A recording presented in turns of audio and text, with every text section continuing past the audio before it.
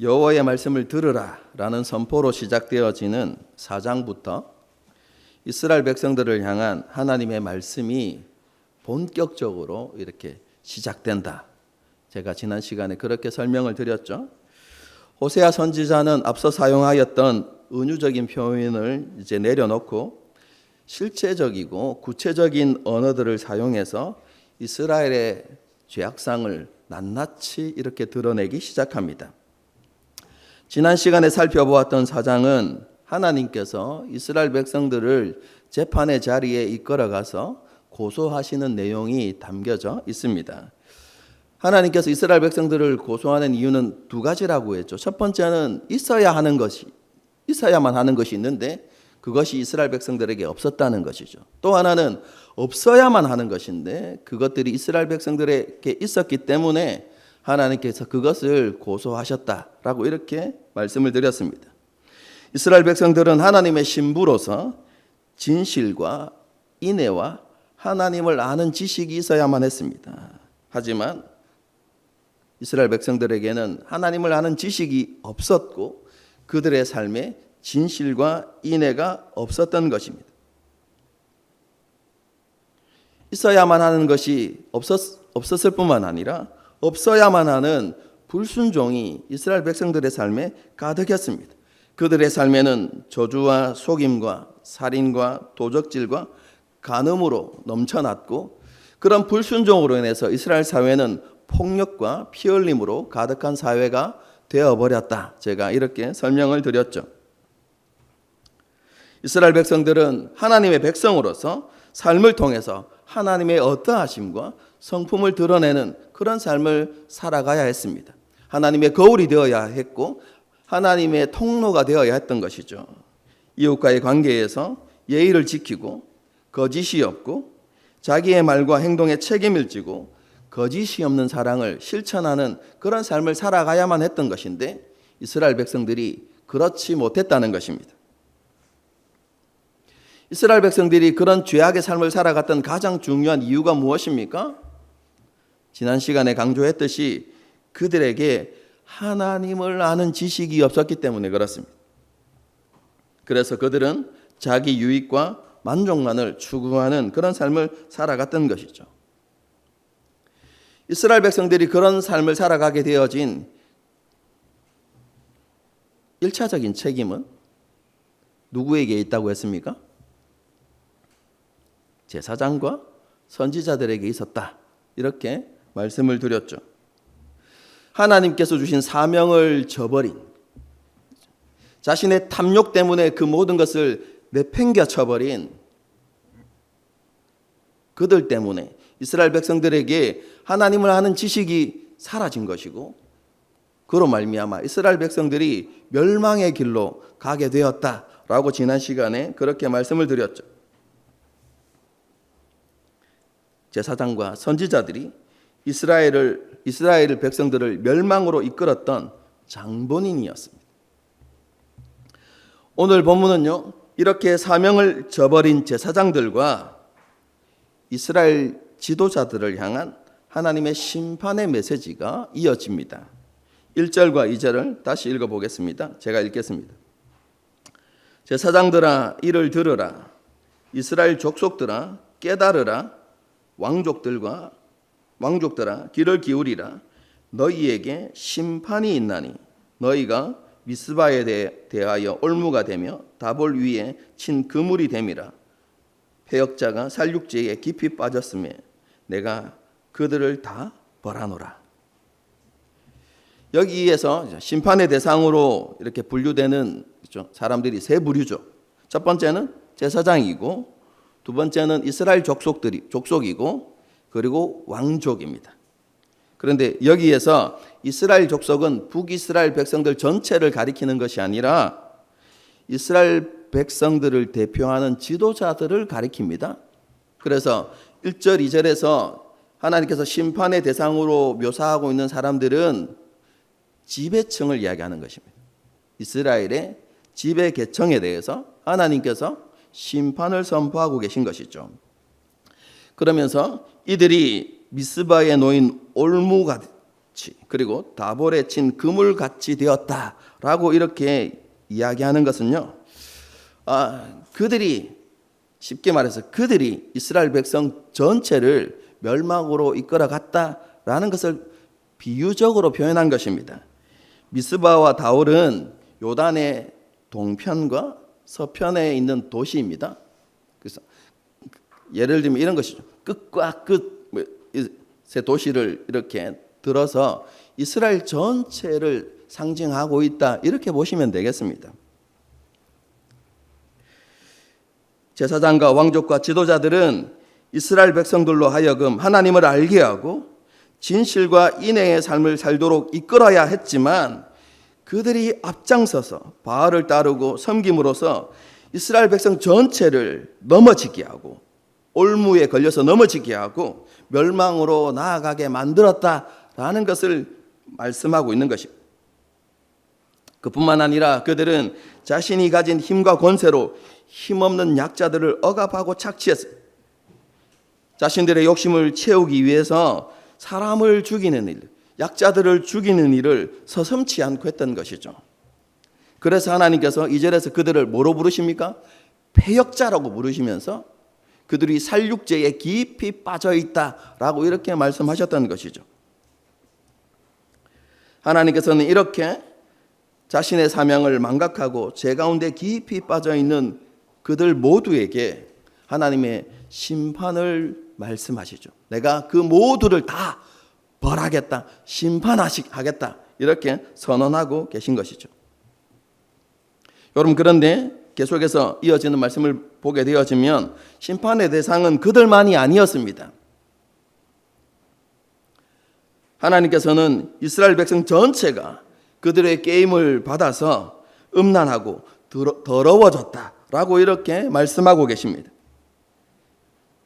그러면서 그들의 죄가 숨기지 못하고 하나님 앞에 낱낱이 다 드러나서 하나님께서 그 모든 죄를 분명히 알고 계신다라고 이렇게 말씀합니다. 이렇게 하나님 앞에 그들의 죄가 낱낱이 드러났는데 이스라엘 백성들이 했던 행동이 무엇입니까? 그럼 그것은 그들이 하나님 앞에서 그 죄를 감추려고 했던 것입니다. 무엇으로요? 종교적 열심과 종교적인 정성과 많은 재물들을 통해서 자신들의 죄악을 감추려고 했던 것이죠. 오늘날로 이야기하면 삶의 자리에서는 엉망진창으로 살아가면서도 주일날 경건한 척하는 모습으로, 그리고 주일날 많은 봉사를 함으로 자신의 죄악을, 자신의 더러움을 감추려고 했다라고 이렇게 보시면 되겠습니다. 하지만 그럼에도 불구하고 하나님께서는 그들의 마음의 추악함과 더러움을 하나님 다 아신다고 말씀하십니다. 그들이 숨기고 있는 그 불순한 동기를 하나님께서 분명하게 아신다고 말씀합니다. 그들이 하나님께 많은 제사와 제물을 드리고 있지만 그것은 하나님을 경외하기 때문에 혹은 하나님께 감사하기 때문에 드리는 제사와 제물이 아니라는 것을 하나님께서 알고 계신다는 것이죠. 그들이 많은 정성을 드리는 이유가 무엇입니까? 많은 제물을 하나님께 드리는 이유가 무엇입니까? 그것은 자신의 탐욕을 이루기 위해서입니다. 더 많은 복을 받고자 하는 그들의 소원을 이루기 위해서 그들은 더 많은 정성을 들였고 더 많은 재물을 하나님 앞에 드렸다는 것이죠. 그런 마음에 순수하지 못한 동기들을 하나님께서 다 알고 계시고, 그뿐만 아니라 삶에서 드러나는 그들의 모든 악행을 하나님께서 일일이 다 알고 계신다라고 이렇게 말씀합니다.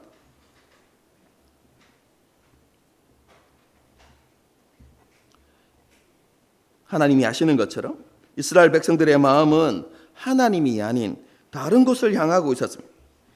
그들 속에는 음란한 마음이 가득했습니다.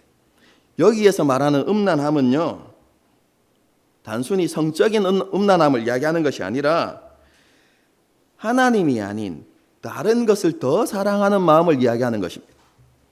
탐욕과 정욕으로 가득 찬 마음을 이야기하는 것이죠.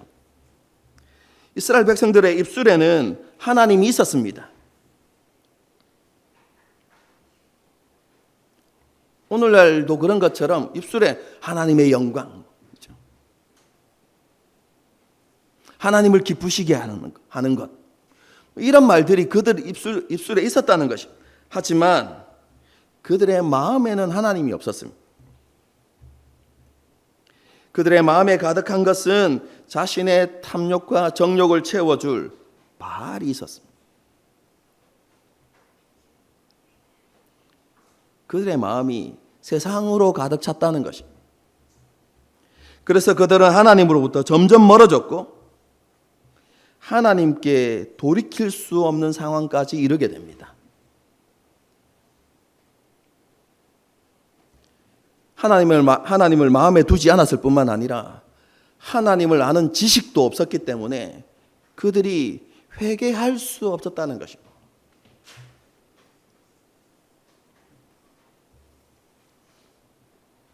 하나님께서는 이스라엘 백성들의 이러한 실상을 낱낱이 지적하시죠. 그럼에도 불구하고 이스라엘 백성들은 그것을 받아들이지 않고 교만한 마음으로 자신의 번영과 성공을 더욱더 자랑했습니다.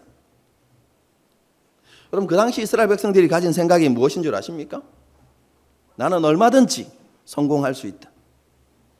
얼마든지 더 번영을 누릴 수 있다. 라는 것이 이스라엘 백성들의 생각이었습니다. 왜냐하면 그들은 스스로 그렇게 될 수 있는 방법을 알고 있다고 믿었기 때문에 그렇습니다. 오늘날로 이야기하면 복받는 비결, 성공의 비결을 스스로 알고 있다고 그들은 생각했습니다. 그 비결이 무엇입니까? 더 많은 정성을 들이고 더 많은 재물을 하나님께 바치기만 하면 자신들은 얼마든지 번영하고 성공할 수 있다고 생각했던 것입니다. 여러분, 그런 교만함이 얼굴에 다 드러나고 있었던 것이죠.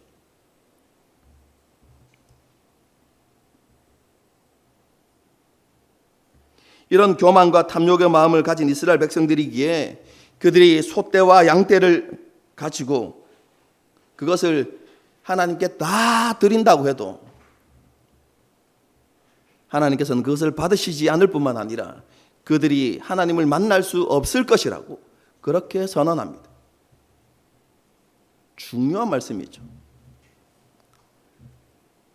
하나님 앞에, 오늘날로 이야기하면 하나님 앞에 나와서 정성껏 예배 드리는 것처럼 보여도 뭐라고 말씀하십니까? 내가 그 예배를 받지 아니할 것이고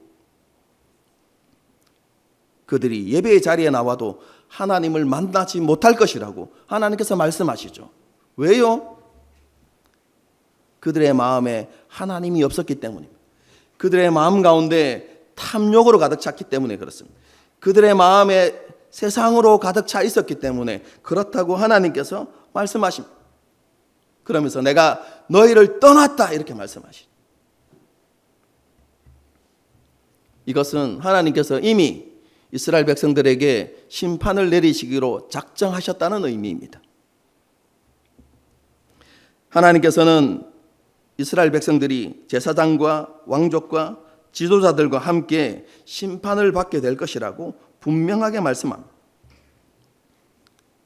여러분, 그런데 5절 마지막 부분을 보게 되어지면요, 북이스라엘 왕국뿐만 아니라 남유다 왕국도 함께 심판을 받게 될 것이다 라고 말씀하십니다.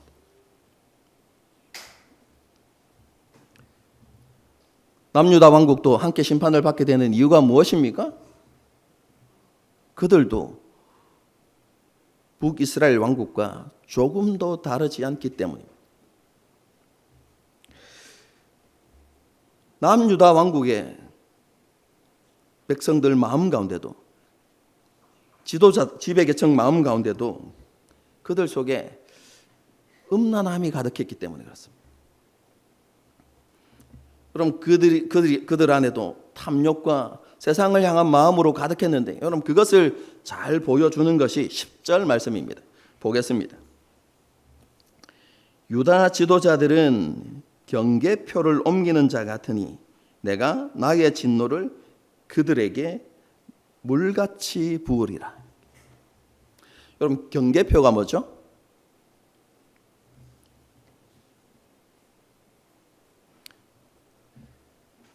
하나님께서 이스라엘 백성들이 가나안 땅에 정착할 때 지파별로 그리고 지파 안의 가족별로 땅을 기업으로 주시죠. 그래서 경계표는 그 각자에게 주신 지파와 각 가정의 그 가족들에게 주신 그렇죠? 그 기업을 구분하는 표시이죠. 그리고 그 기업은요, 이스라엘 각 지파와 가족들이 살아갈 수 있는 경제적인 기반입니다.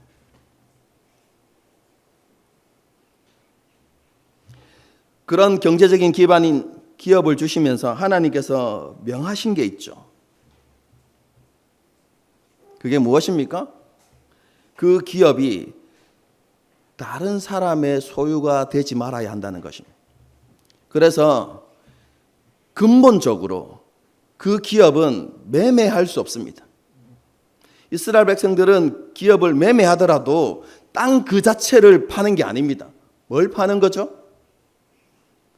그 땅의 소득을 파는 것입니다.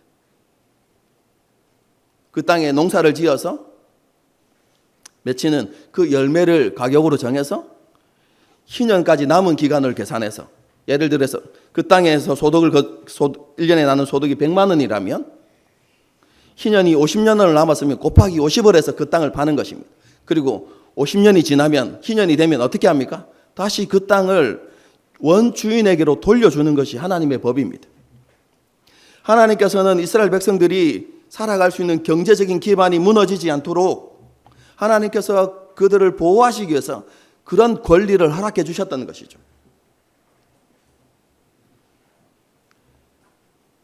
각 지파와 가정에게 주신 기업은 그 후손에게 계속해서 이어지도록 하나님께서 율법으로 정해 놓으셨습니다.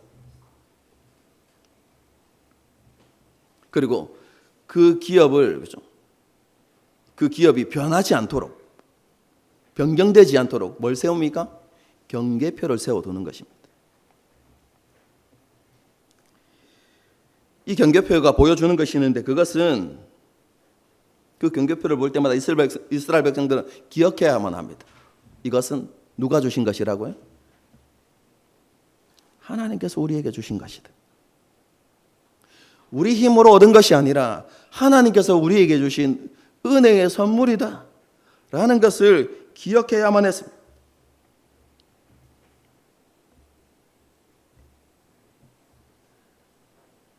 그러면서 우리의 욕망을 따라서 그 경계표를 옮겨서는 안 된다는 것을 늘 기억해야만 했죠. 율법을 따라서. 그런데 여러분 그 경계표를 옮긴다는 것은 무엇을 의미합니까? 하나님의 율법을 어기는 것이기도 하지만 하나님을 무시하는 행위이기도 하죠. 탐욕의 마음으로 가난한 자들과 힘없는 자들을 억압하고 착취하는 행위가 경계표를 옮기는 것입니다. 누가 옮기겠습니까? 힘을 가진 자들이 옮기겠죠.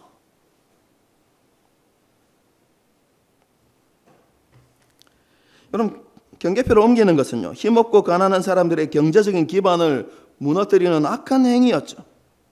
여러분 그 당시에 실제로 그런 악행들이 자행되고 있었습니다. 여러분들이 잘 알고 있는 사건이 있습니다. 혹시 머리 떠오르는 사건 없습니까? 힌트는 아합입니다. 아합 왕이 탐냈던 포도밭이 하나 있었죠. 나봇의 포도.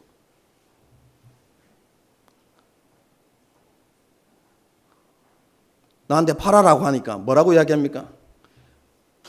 우리 조상에게 주신, 하나님께서 우리 조상에게 주신 이 밭을 팔 수 없습니다 라고 이야기하죠. 어떻게 합니까? 죽여버리죠. 여러분 나봇만 죽인 게 아닙니다. 몰살시킨 겁니다, 여러분.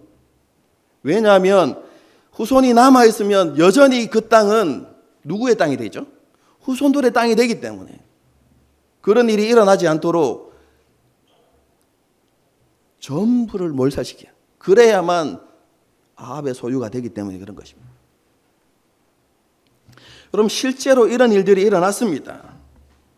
힘을 가진 자들이 힘없는 자들, 가난한 사람들의 기업을 빼앗은 후에 그 기업이 그들에게 돌아가지 않도록 그 모든 가축 구성원들을 노예로 팔아버리거나 먼 나라에, 아니면 아합과 같이 죽여버리는, 몰살시켜버리는 그런 악행들이 저질러졌던 것이죠. 그런데 하나님께서 남유다가 바로 그런 자들이다 이렇게 말씀하시는 것이죠. 그런 탐욕의 마음으로 여러분 가득했다라고 이렇게 말씀하십니다. 그래서 그들도 하나님의 심판을 피하지 못할 것이다 라고 이렇게 말씀하신 이후에 8절 이하부터는 여러분 어려운데요. 하나님의 심판이 북이스라엘과 남유다에게 어떻게 이루어졌는지를 설명해 주는 내용입니다. 여러분 이것을 이해하기 위해서는 이스라엘의 역사를 알아야만 합니다. 그리고 이스라엘 역사를 알면 8절부터 그 이하의 내용이 쉽게 이해되어집니다. 여러분 배경은 무엇이냐면 북이스라엘과 아수르의 전쟁입니다. 하나님께서는 아수르를 통해서 북이스라엘을 심판하시겠다는 것이거든요.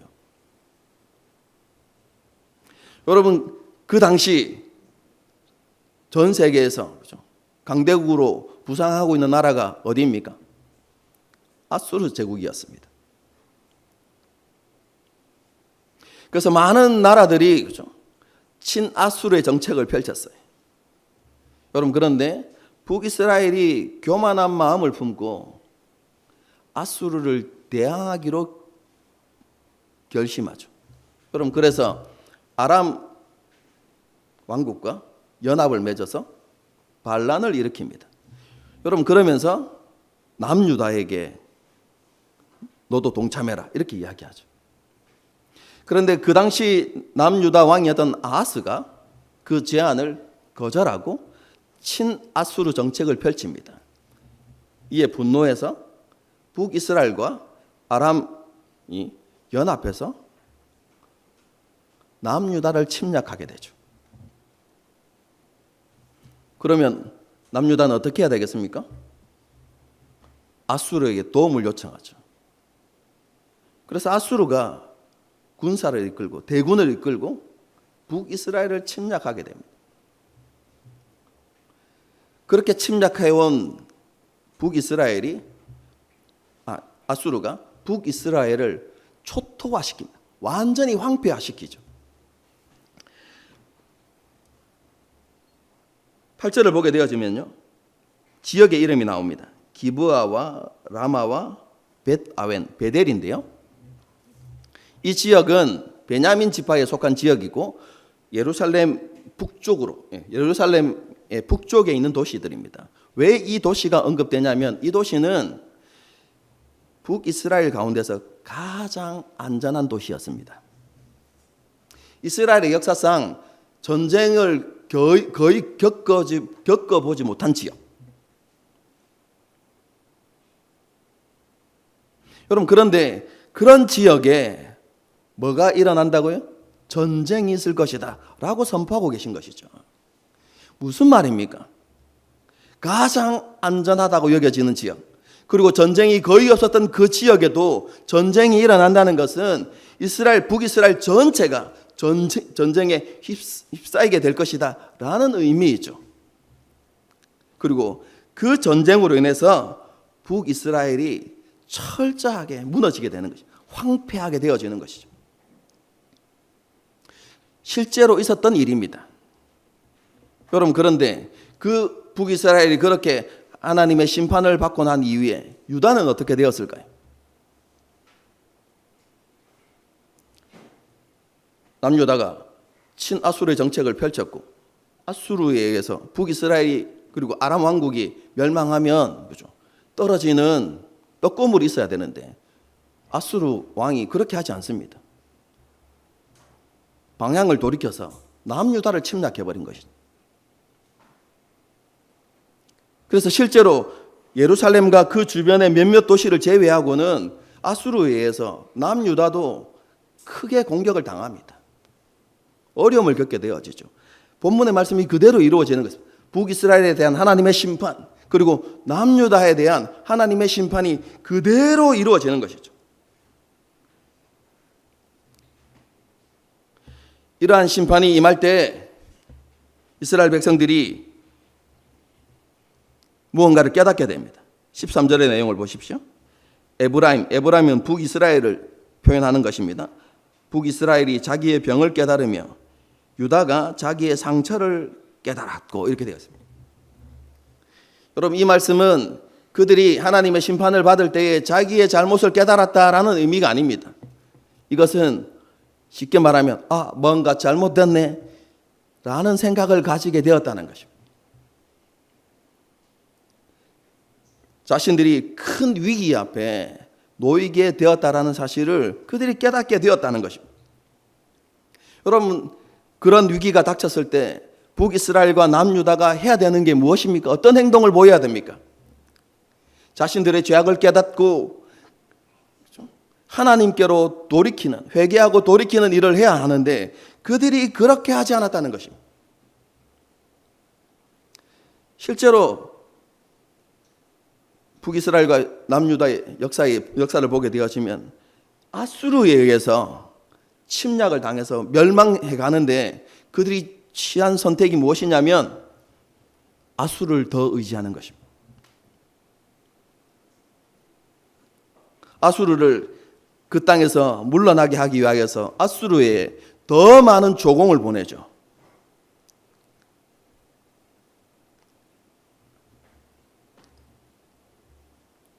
이스라엘 백성들이 남유다가 그런 어리석은 선택을 하게 되는 것이죠. 그런데 하나님께서 뭐라고 말씀하십니까?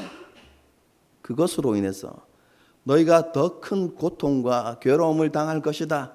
하나님께서 그렇게 말씀하시는 것이죠.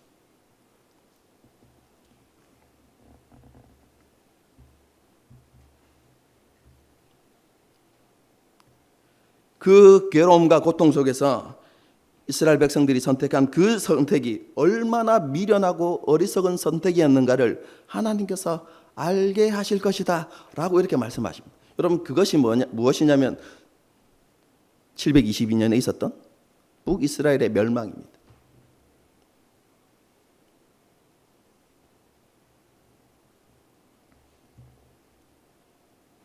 이것을 재미있는 표현으로 하시죠. 하나님께서는 북이스라엘에게는 사자처럼, 남유다에게는 젊은 사자처럼 임하셔서 그들을 심판하실 것이다. 그래서 그 심판을 통해서 그들이 얼마나 어리석고 미련한지를 깨닫게 하시겠다. 하나님께서 그렇게 말씀하고 있는 것이죠.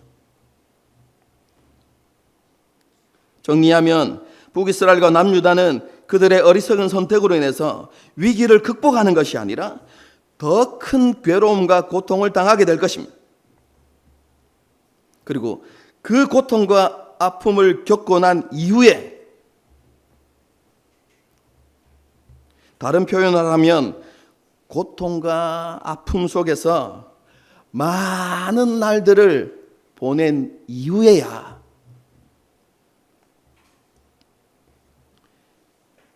자신들이 하나님이 아니라 다른 것을 의지한 것이 얼마나 어리석고 미련하고 잘못된 것인가를 깨닫게 되는 날이 올 것이다. 하나님께서 그렇게 말씀하시는 것이죠. 그들이 이러한 괴로움과 고통을 받는 것이 자신의 죄악들 때문이고 자신들이 하나님을 버리고 하나님의 말씀을 버렸던 결과라는 것을 그들이 비로소 그날에 깨닫게 될 것이라는 의미입니다. 많은 날이 지난 이후에. 다르게 표현하면 그들이 광야에서 오랜 시기를 보낸 이후에 그것을 알게 될 것이라고 말씀하시죠. 그리고 그것을 깨달은 이후에 그들이 다시 하나님을 간절히 찾고 구하는 그런 회복이 그때서야 일어날 것이다. 하나님이 구원이시고 하나님이 도움이라는 사실을 깨닫고 하나님께 은혜와 긍휼을 구하는 날이 그들에게 마침내 임할 것이다. 하나님께서 그렇게 말씀하고 있는 것이죠. 어리석고 미련한 선택을 하고 더 깊은 수렁에 빠지는 이스라엘의 모습은요, 오늘날을 살아가는 우리의 모습과 전혀 다르지 않죠. 우리도 그렇지 않습니까? 우리에게 많은 어려움이 있을 때, 고난이 있을 때 어리석은 선택을 할 때가 있죠. 우리도.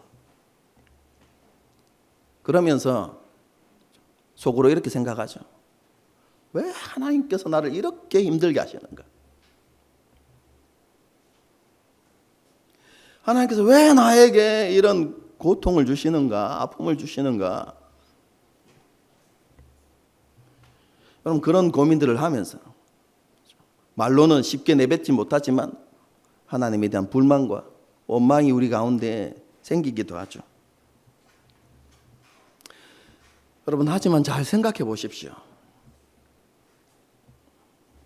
사실은 우리가 하나님을 힘들게 한 게 아닙니다, 여러분. 하나님이 우리를 힘들게 하신 게 아닙니다. 우리가 하나님을 힘들게 한 것이고, 우리가 하나님을 고통스럽게 한 것이고, 우리가 하나님을 슬프게 한 것입니다.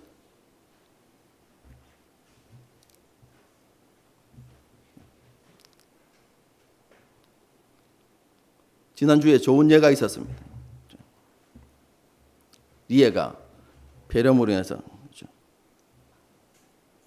입원을 했죠. 부모의 마음이 어땠을까요?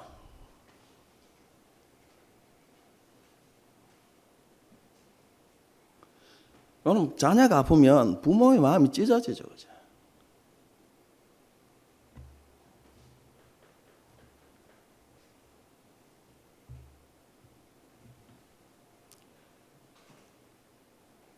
그런 예를 통해서 상상해 보십시오. 자녀가 사이비 종교에 빠졌다고 생각해 보십시오. 부모가 거기에서 나오라고 설득하고 다 이루고 때로는 협박도 해보고, 그죠? 안 나오면 내가 죽겠다. 여러분, 그렇게 부모가 그렇게 애를 쓰는데도 여전히 사이비 종교에서 나오지 않고 점점 더 깊이 빠져드는 그 자녀들을 모습을 보는 부모의 마음이 어떨까요? 얼마나 괴롭고 얼마나 고통스럽고, 자녀만 생각하면 눈물이 흘러내리는, 여러분, 그것이 부모의 모습 아니겠습니까?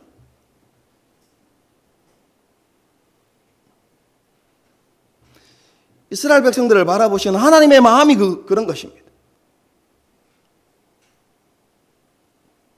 하나님께서 그들을 괴롭게 한 것입니까? 아니요. 그들 스스로 선택한 길입니다.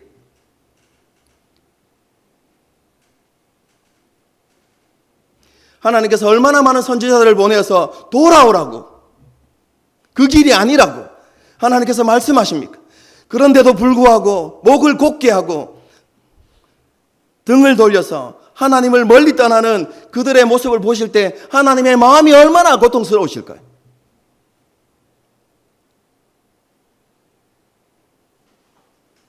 하나님이 이스라엘을 괴롭게 하고 힘들게 한 게 아닙니다, 여러분. 이스라엘이 하나님을 고통스럽게 하고 슬프게 하고 힘들게 했던 것입니다.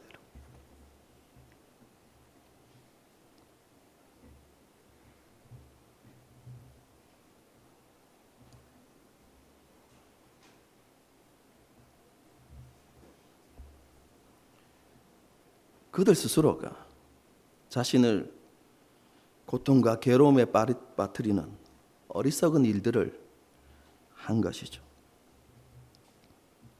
그렇게 된 이유가 무엇입니까? 그들이 점점 말씀으로부터 멀어졌기 때문에 그렇습니다.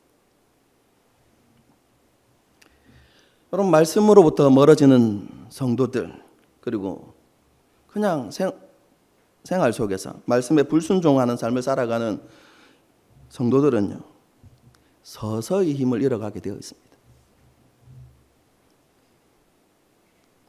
즉시 그 증상이 우리에게 나타나는 게 아닙니다, 여러분. 오늘 본문의 표현대로 하면 좀 먹는 것처럼, 썩어지는 것처럼. 좀 먹고 썩어지는 것은 하루아침에 되는 게 아니잖아요. 서서히 이루어지는 거예요. 우리가 불순종의 삶을 지속하면요, 우리의 생각과 감정이 우리의 통제를 조금씩 벗어나기 시작합니다.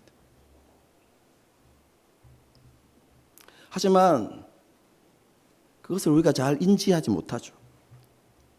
서서히 이루어지기 때문에. 뿐만 아니라 자기 삶이 하나님의 말씀이 아닌 다른 것에 의해서 지배당하고 끌려가고 있다는 사실을 쉽게 자각하지 못하죠. 결국 그래서 북이스라엘 백성들의 모습처럼 되어져 가는 것입니다.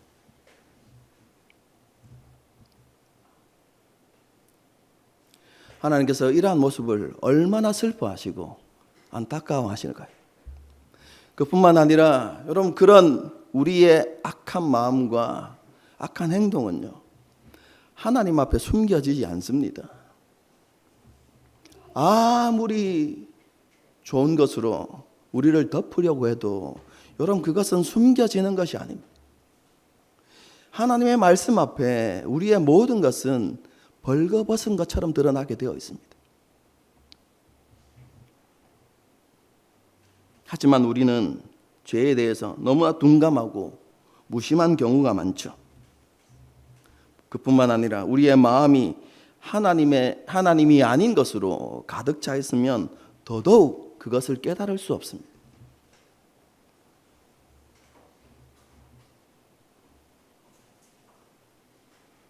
그러다가 어느 날 하나님의 말씀으로 자신의 연약함과 자신의 선하지 못한 동기가 드러날 때 어떻게 반응합니까?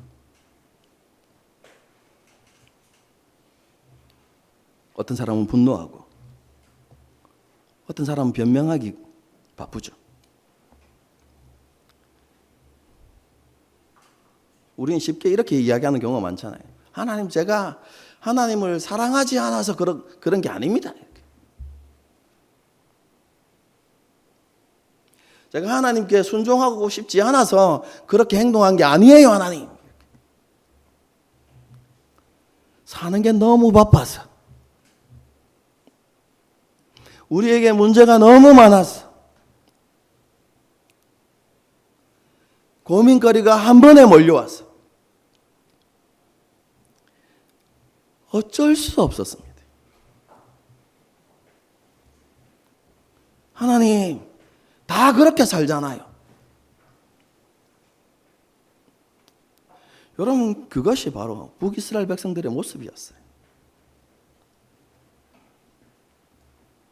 죄와 불순종에 대해서, 순전하지 못한 동기에 대해서 우리가 이런 마음과 태도를 가지고 살아간다면 우리 역시 북이스라엘 백성들의 전철을 밟을 수밖에 없습니다.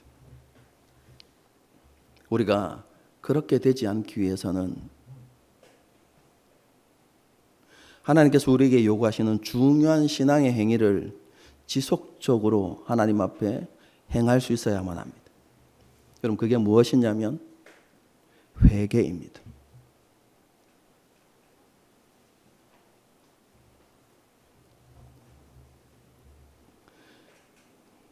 여러분, 우리가 하나님 앞에서 우리의 연약함과 우리의 부족함, 우리의 넘어짐과 우리의 실수, 우리의 범죄함을 하나님 앞에 지속적으로 고백하고 인정하고, 그리고 그 죄로부터, 그 연약함으로부터 돌이키고자 하는 노력이 우리 가운데 지속되어야만 합니다. 주님 다시 오실 때까지 그 회개의 삶이 우리 가운데 이어져야 하는 것이죠. 여러분, 그런데 우리 자신의 모습을 한번 돌아보십시오. 그리고 여러분, 지금 오늘날의 교회의 모습을 한번 잘 생각해 보십시오. 우리 안에 정말로 하나님 앞에서 마음을 찢고 눈물로 회개하는 그런 회개의 모습들이 점점 상실되어져 가고 있습니다.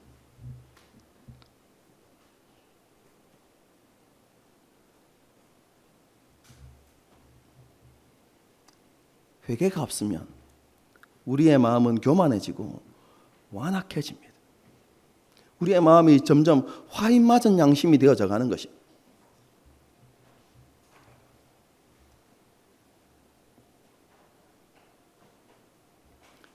우리가 회개의 삶을 회복해야만 합니다.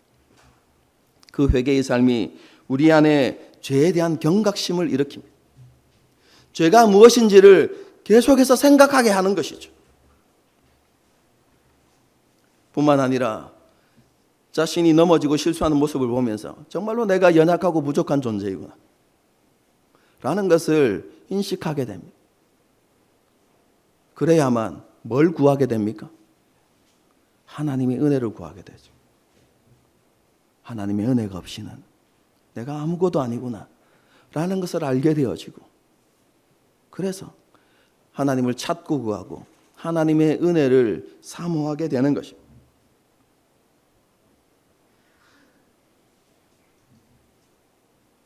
우리에게 이러한 회개의 삶이 필요합니다.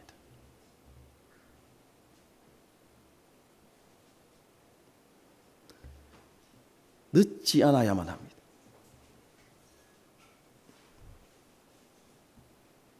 북이스라엘 백성들의 모습을 보십시오. 하나님께서 끊임없이 신호를 보내시고 그들에게 아픔과 고통을 주셨음에도 불구하고, 그럼에도 불구하고 회개하지 않는 그 모습. 그래서 결국에는 더 큰 고통과 괴로움 속에서 돌이키게 되는 그런 일들이 일어나죠. 여러분, 우리에게 이런 일이 일어나지 않도록 우리가 날마다 하나님 앞에서 우리 자신들을 돌아보고 회개하는 삶이 필요한 것이죠. 자주 말씀드리지 않습니까? 하나님 우리를 포기하지 않으십니다.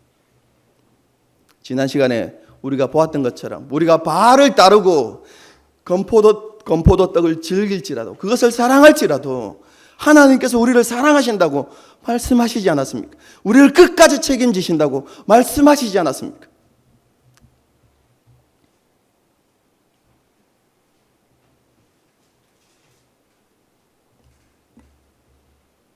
우리가 이스라엘 백성들의 전철을 밟지 않기 위해서 우리 자신들을 돌아보면서 정말로 우리의 마음에 가득한 것이 무엇인지를 생각해보고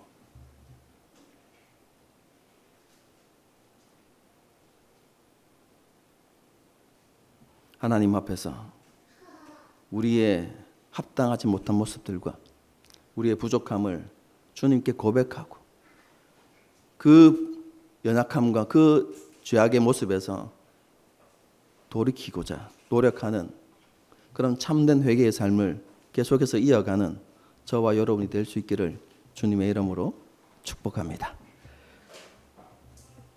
함께 찬양하고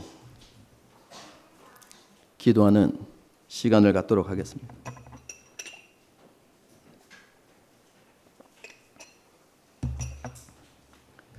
주께 가오니 날 새롭게 하시고, 그렇죠?